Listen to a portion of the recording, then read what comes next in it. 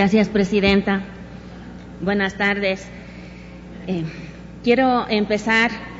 reiterando el reconocimiento que en el día de hoy, 10 de diciembre, en el marco del Día Universal de los Derechos Humanos, se trate el proyecto de ley orgánica del Servicio Nacional de Gestión de la Identidad y Datos Civiles, puesto que el derecho a la identidad es un derecho universal. Yo quiero expresar en este pleno la importancia que tiene este proyecto de ley, puesto que da nuevas facultades para la celebración y disolución de uniones de hecho por mutuo acuerdo entre los convivientes y el divorcio por mutuo consentimiento en oficinas del Servicio Nacional de Gestión de la Identidad de Datos Civiles, en la misma forma que está establecido en la ley notarial. Asimismo, la importancia que el proyecto de ley tiene a la hora de facultar el hacer uso de la libertad para llegar a un acuerdo mutuo y elegir el primer apellido de sus descendientes. Este mutuo acuerdo entre madre y padre es fundamental, es necesario y una vieja reivindicación que hacían sobre todo las mujeres en nuestro país, puesto que esta legislación ya se ha establecido en otros países. Asimismo, resaltar la importancia que tiene el incluir que se podrá cambiar el nombre por cambio en la identidad de género cuando no coincida con su identidad sexual, o el establecimiento del nuevo documento de identificación único que va a permitir tener un documento diferenciado a las personas mayores de edad, las personas menores de edad, pero que también resuelve una demanda inminente de las personas extranjeras y refugiadas que viven en nuestro país, que por primera vez tendrán un documento de identidad que pueda permitirles, por ejemplo, estar dados de alta en la seguridad social, tener acceso a un contrato de trabajo con su documento de identidad único, etcétera, etcétera. Asimismo, quiero resaltar la importancia en el campo de la incorporación de temas relacionados, por ejemplo, con la incorporación dentro del Sistema Nacional de Gestión de Identidad y Datos Civiles a todos los agentes diplomáticos y consulares en el exterior. Las inscripciones que se hagan en los libros de las oficinas consulares tienen el carácter de definitivo y surtirán los mismos efectos jurídicos que los actos realizados en el territorio ecuatoriano por los funcionarios competentes. Asimismo, sobre la unión de hecho, en el caso de que ocurriera en el exterior, se establece la obligatoriedad que tienen los agentes diplomáticos, el juez o notario, de poner en conocimiento del director general del Servicio Nacional de Gestión de la Identidad de Datos Civiles aquellos reconocimientos de uniones de hecho que se hayan establecido y que no deben hacerlo en un plazo mayor a 30 días. Por otra parte, quiero hacer unas observaciones muy puntuales y necesarias al proyecto de ley. En el artículo 15 del proyecto de ley sobre hechos y actos relativos al estado civil de las personas, en el numeral 21, se refiere a la pérdida y recuperación de la nacionalidad. Esto, estimado presidente de la comisión, es muy importante, ya que la redacción de dicho numeral no está clara si esta es para el caso de la nacionalidad ecuatoriana adquirida, que en el artículo 8 de la Constitución se refiere, se puede perder por renuncia expresa, pero no es el caso de la nacionalidad ecuatoriana. Esta, según el artículo 6 y 7 de la Constitución, no se puede perder, no se pierde ni aun cuando un ecuatoriano adquiera otra nacionalidad. Esto podría confundir,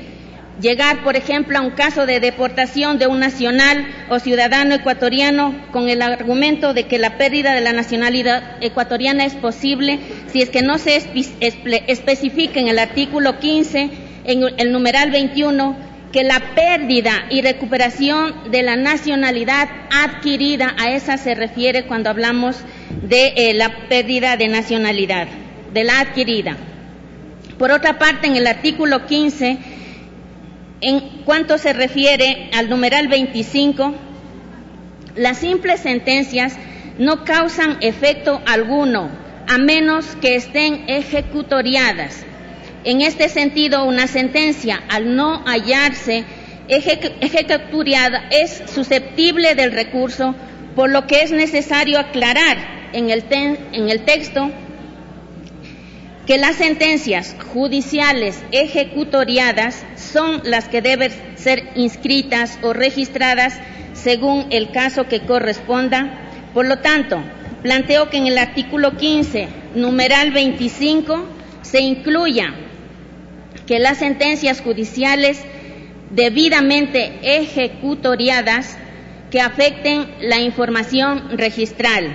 Planteo que se acoja esto, señor presidente, en el proyecto de ley.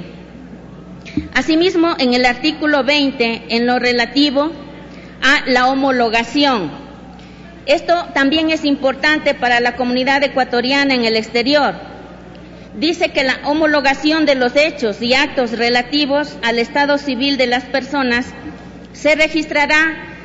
en las inscripciones correspondientes según el caso, en las oficinas del Servicio Nacional de Gestión de la Identidad y Datos Civiles. Las sentencias y demás actuaciones judiciales y administrativas expedidas legalmente por autoridad extranjera en el exterior respecto de los hechos y actos relativos al estado civil de las personas.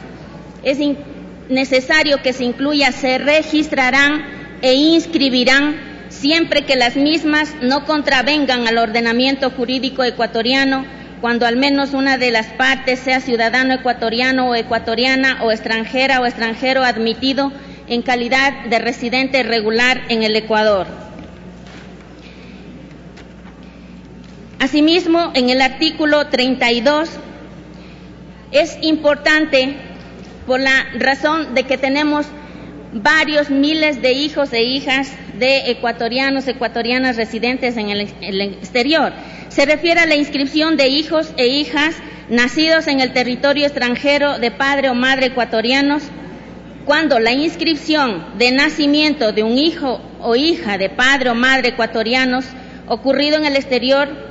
no ha sido realizado ante el agente consular del Ecuador en el tiempo que el menor se hallaba domiciliado en el exterior, esto es importante, la misma se efectuará ante la autoridad competente del Servicio Nacional de Gestión de la Identidad y Datos Civiles en el Ecuador, con el cumplimiento previo, por supuesto, de los requisitos exigidos. Y asimismo, en el artículo 55, en lo relativo a la disolución del vínculo matrimonial, el Servicio Nacional de Gestión de la Identidad y Datos Civiles tiene la facultad para tramitar la disolución de los matrimonios mediante divorcio por mutuo acuerdo. Estas eran las observaciones que quería plantear, pero para concluir, estimada presidenta, quiero hacer mención a una exposición anterior que hizo el asambleísta René Yandún, en donde manifestaba su sorpresa porque ciudadanos de distinta nacionalidad que viven en el país tenían doble nacionalidad, muchas veces ecuatoriana o colombiana. Gracias, presidenta. Y en este sentido, decirle, asambleísta, que la Constitución del Ecuador reconoce el derecho a la nacionalidad, a la doble nacionalidad de las personas, y usted se sorprenderá que alrededor del mundo hay varios miles de compatriotas ecuatorianos con nacionalidades, no solo una o dos, hasta 3 nacionalidades distintas en función de su situación. Y asimismo se refería a la preocupación del registro de ingreso y salida de personas. Actualmente el Ministerio del Interior se encarga de ese registro, pero informar que el proyecto de ley de movilidad humana contempla establecer un registro nacional de datos de todas las personas en situación de movilidad a efectos de conocer su situación y planificar política pública en su beneficio. Y decir, para concluir, Presidenta, el día de hoy, 10 de diciembre, el Día Internacional de los Derechos Humanos, que el derecho a la movilidad es un derecho universal. La Constitución del Ecuador reconoce el derecho a la libre movilidad de las personas, esto haciendo mención a su preocupación del ingreso de personas extranjeras. También deberíamos preocuparnos entonces de los 3 millones de ecuatorianos que residen en el exterior, porque esto supondría pedir a los otros países que cierren las fronteras. Gracias, Muchas gracias, asambleísta. Presidenta. Tiene la